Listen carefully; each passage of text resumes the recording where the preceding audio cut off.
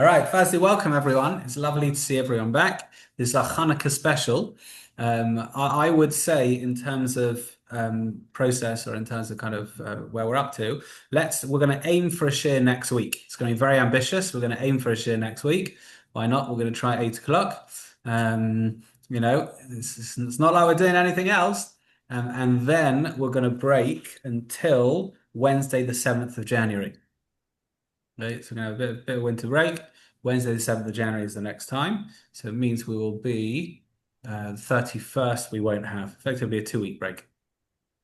Okay, Yeah, let's try for next week. Okay, I had a bit of a Hanukkah epiphany. Do you want to hear it? go Go, for go it. on. Okay, so it's I, I I had don't think Jewish people can have epiphanies. Pretty sure not.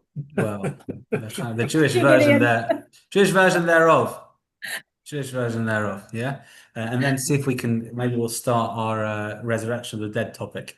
Um, Anyway, so like this, the Hanukkah Epiphany was like this. I'm going to say it very simply, which is going to sound ridiculous, and then I'm going to try and make it more profound.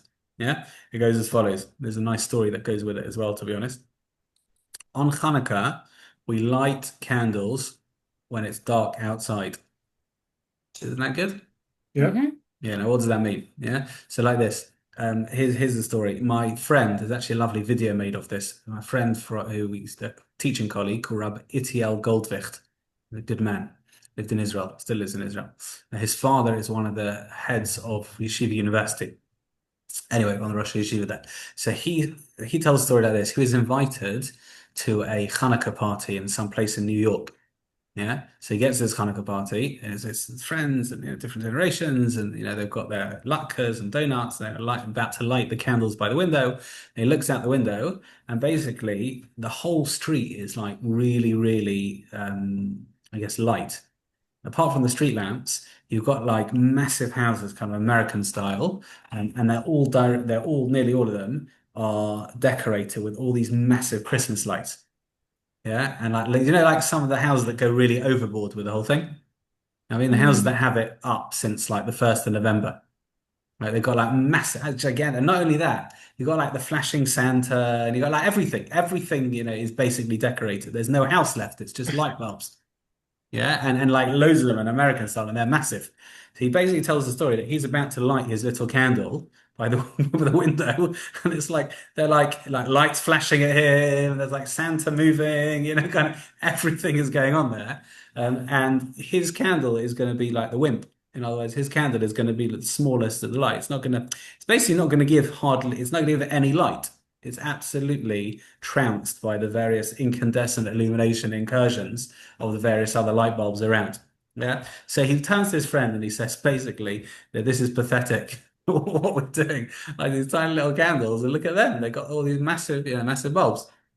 Anyway, so he disgruntledly lights the menorah, and he says in about 30 seconds, there is a massive power cut.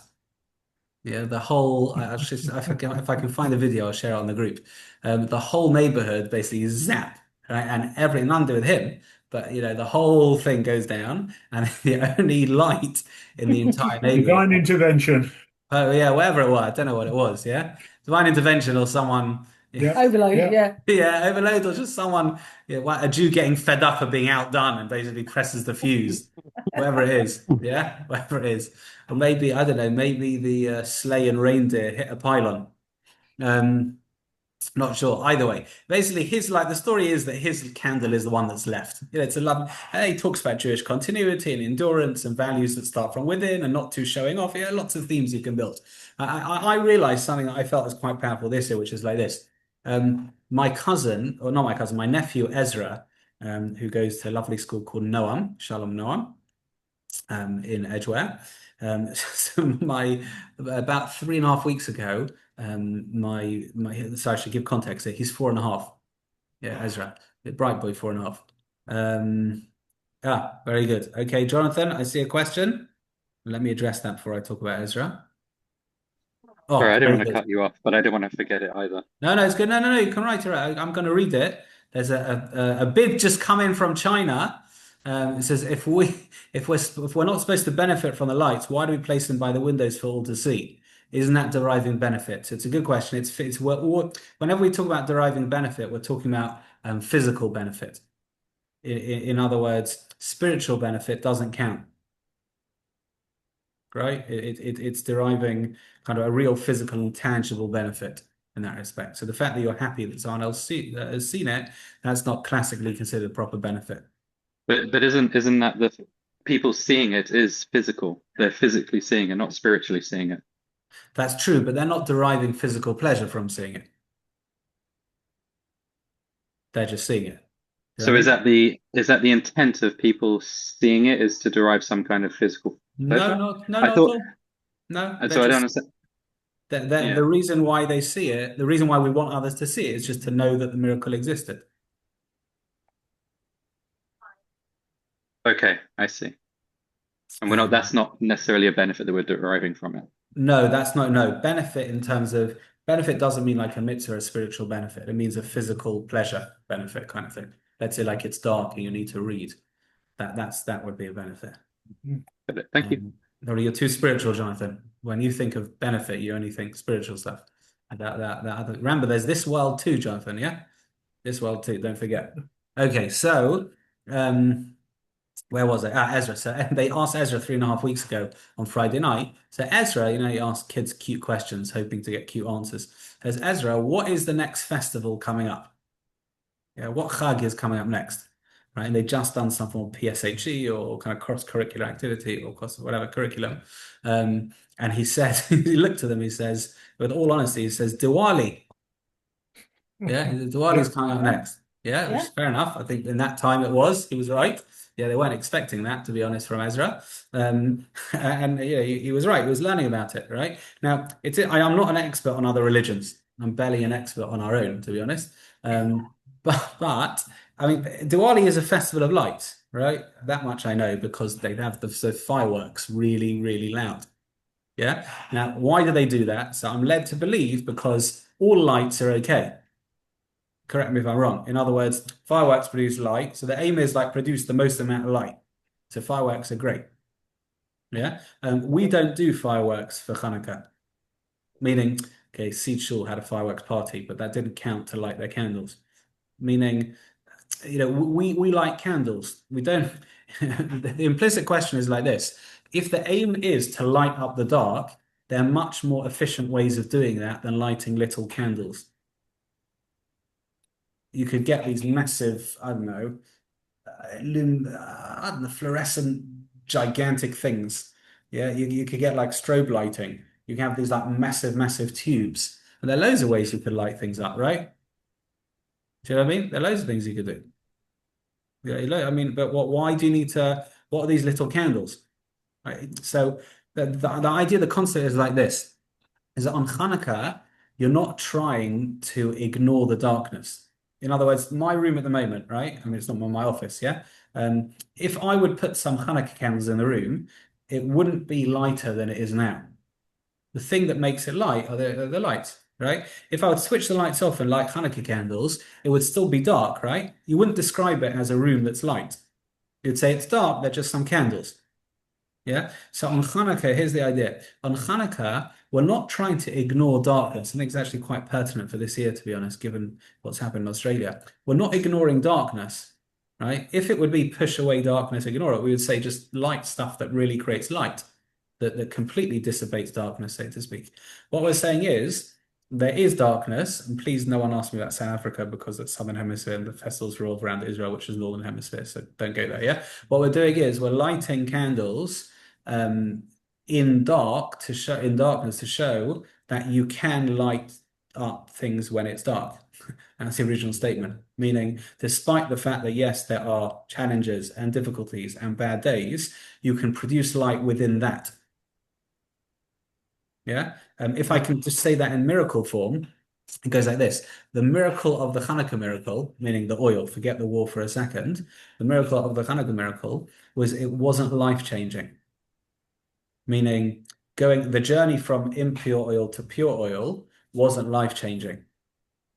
It was a miracle of convenience, not a miracle of necessity. And that in our parlance is you're not making it light from dark. You're acknowledging darkness, You're just adding a little bit of light where challenge was. You know what I mean? And the challenge could still be there. The darkness could still be there. That's understandable. You're just lighting a little bit of light within that. You're making it a little bit easier. You're not ignoring it, and you're not totally changing it either. That was very appropriate for the miracle of Hanukkah, which was not a world-beating, miracle. If the Guinness Book of Records were counting miracles, which they don't because apparently Israel don't qualify, yeah, then what's it called? Then this wouldn't have made it. It wasn't a world-beating miracle. The war maybe, but not the oil. Make sense? Yeah. Okay, I think it's really important. I think it's quite important. That's number one. Now, you ready for realization number two? And then maybe we can do some Tchias HaMesim stuff. Yeah. Realization number two, which was also a result of what happened in Australia in terms of thought process. And it's also this, because when we talk about lightness and dark, it's always in relation to us. God doesn't really have light and dark, right? I don't mean to shock you. He doesn't need to have carrots and all that kind of stuff to see the dark, right?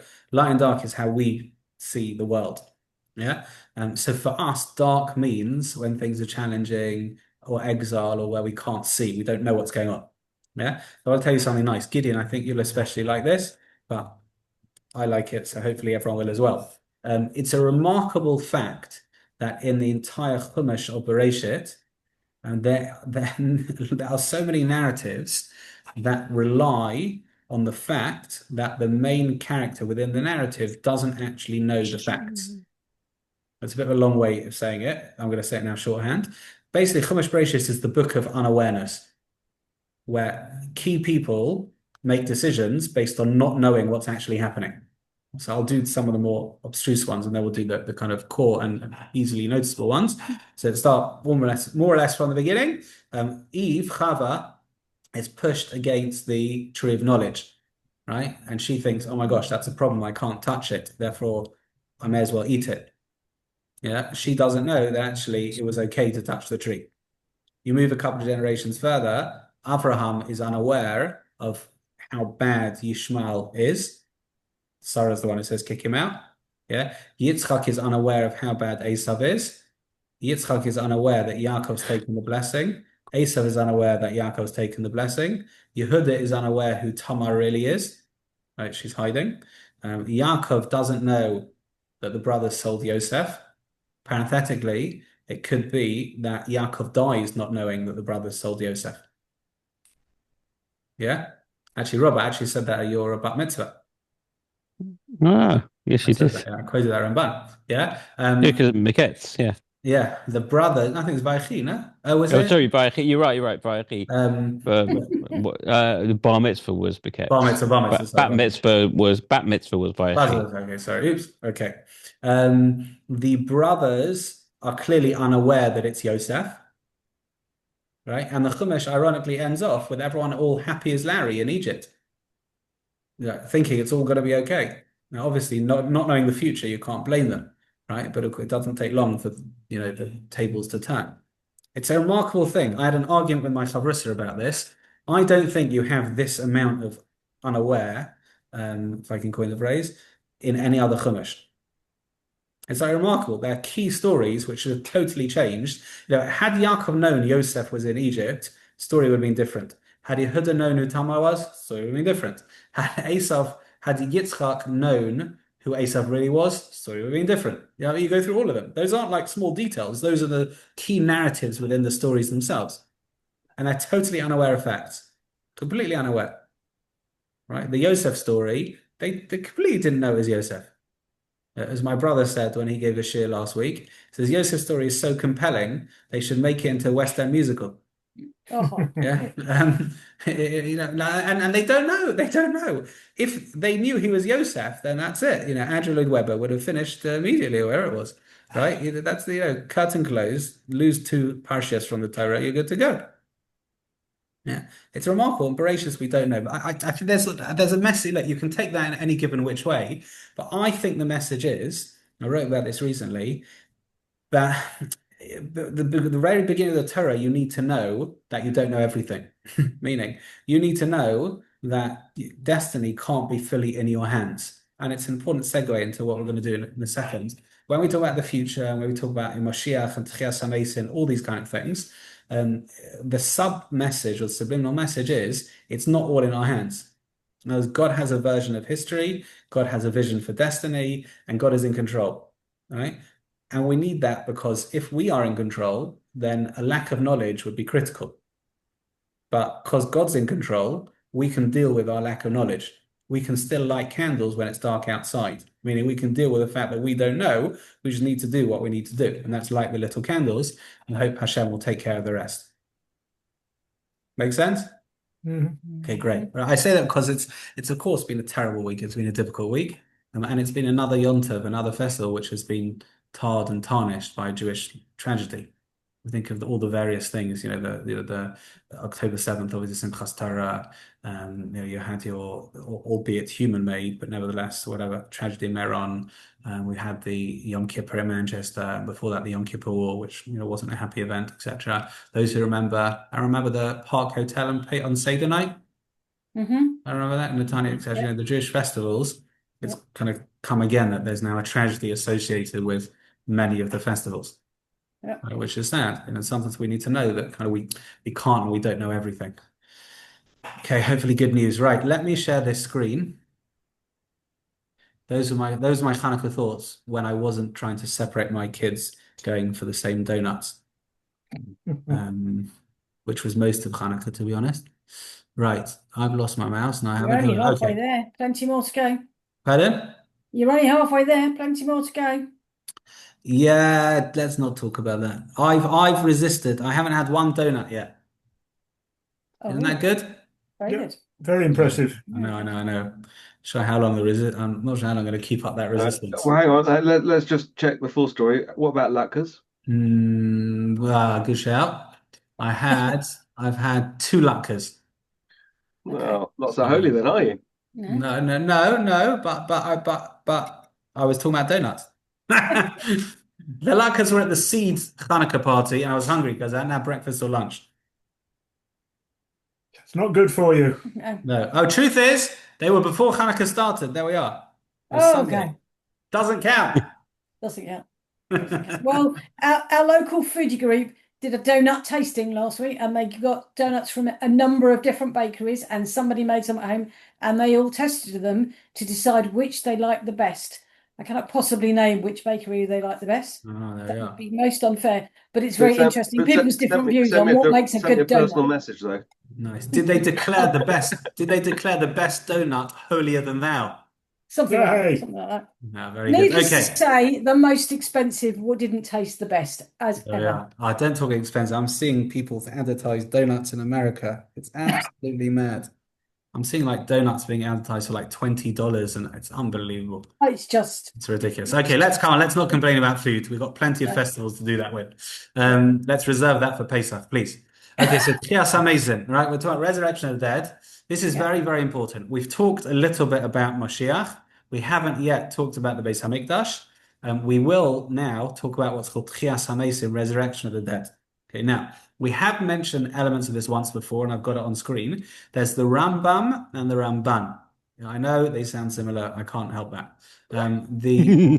The Rambam with a mem believes that the main world is the world of souls. In other words, it's not body and soul together. It is when we die, to put it bluntly, when we leave this world, that is the main reward. That is the Rambam Maimonides. The Ramban believes that the main world is body and soul receiving reward together. That is the resurrection of the dead. Okay. Now, what, according to the Rambam, meaning first opinion, is the resurrection of the dead achieving? So we're going to talk about that soon. That basically is a time. Here we are. According to the Rambam, that is a time where we are. There's a period of the world looking like it should look like. It's a period basically Kiddush Hashem. As the world should look like it does, so to speak, Tchias HaMesim, where we're loyal to Hashem. The Rambam also says you can still receive reward in those days, which is interesting. Right? That is the Rambam with a mem. Yeah. The Ramban will say, well, what are you talking about? You don't need free will. This is the period of reward. Right? And therefore, if you're going to ask, and we will do, all these practical questions, like will there be death at the time of Tchias HaMesim is a good question to ask. Will people still die? right? So the Rambam with a mem will say, of course they need to die because they need to experience real reward, which is for souls. Yeah. The Ramban with a nun will say, well, no, they're not going to die because this is real reward. Why would you rob them of? Why would you rob them of it? Yeah. So you're gonna have all of those. What we're gonna deal with is interesting, someone like the practical things as well, right? Kind of what does Chias HaMesim look like? And kind of what will it happen? So we start with the following question, which is, will our physical world be around forever? Yeah, will it be around forever? Okay. In others, is there a time limit? Is there like what's the word? Like a snapback, so to speak, within our physical world? So the Gemara says as follows. Gemara Sanhedrin Tzadi Zayin Amud Aleph. Amar Rav Katina, says Rav Katina, good name. Sheis Alfei Shanei Havu Alma. There's 6,000 years v'chad charav. There's 6,001 years. Whatever. After 6,000 years, the world will be destroyed. Shneimar, as it says, v'niskav Hashem levado. Hashem will stand alone by Yamahu on that day. Yeah? So there'll be a time when Hashem is alone. There's no world. Right? Now the question is, I think we'll just about have time to do this week. And we'll have to get a move on with other related elements next week. Just like this. Is this Gemara literal? Is it literal? So here we have a massive debate. The Rashba, one of the early commentaries, lived in Spain. He says, yeah, it's literal. It's literal. The world will be destroyed and then it will be rebuilt. Right? Interesting. He says that it's going to happen. He says, 1 second, see if I can pull out a quick quote. Well, here we've got in English. But he said, the world will be destroyed for 6,000 years. Explain it how you like. According to this stage, the world will only last naturally for 6,000 years. Finished. That's it. That's the Rashba. The Rambam in Moreh Nevuchim says, no, the Gemara is a parable. Right? He says, Muvah b'mod shu mashal. It's a parable. The world will not be destroyed after 6,000 years. Just the world as we know it will only last for 6,000 years. That's what I was taught some decades ago. There you are. By the Rambam himself?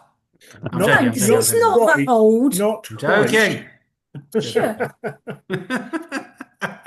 It's hard to fit into the words of the Gemara according to the Rambam. Very hard. Yeah, very hard. It's one of these classic arguments where the Gemara sounds like it's pretty clear that it's this, and the Rambam, based on understanding other things, will say, no, you have to reinterpret it as a parable. But I mean, to use the word destroyed and to say that's a parable, it just feels very hard to accept. Yeah, I get that. I totally understand that. Right. Okay. Next, we're going to stop here, and next week we're going to start doing bits of the Beis Hamikdash, which is nice. A whole unit, a whole mini unit. What are we going to cover? Like whether you come back as a baby, as an old man, like that sort of stuff as well? Not fully. I mean, if you want, I can pull up another sheet about that, which I've got. The most I have in terms of what I've researched are things like, are you going to need to earn money? Are you going to come back? 1 second. Are you going to eat? Are we going to eat still? You know, all those kind of things. Those are more kind of practical. What age we're going to be, I'm not sure. Yeah. That's quite important. What age you're going to be? I think Gideon's hoping to come back as Brad Pitt. How much oil of Ulay you've used or whatever, that kind of stuff. Not sure where you get that from, Rob. Very good. All right, very good.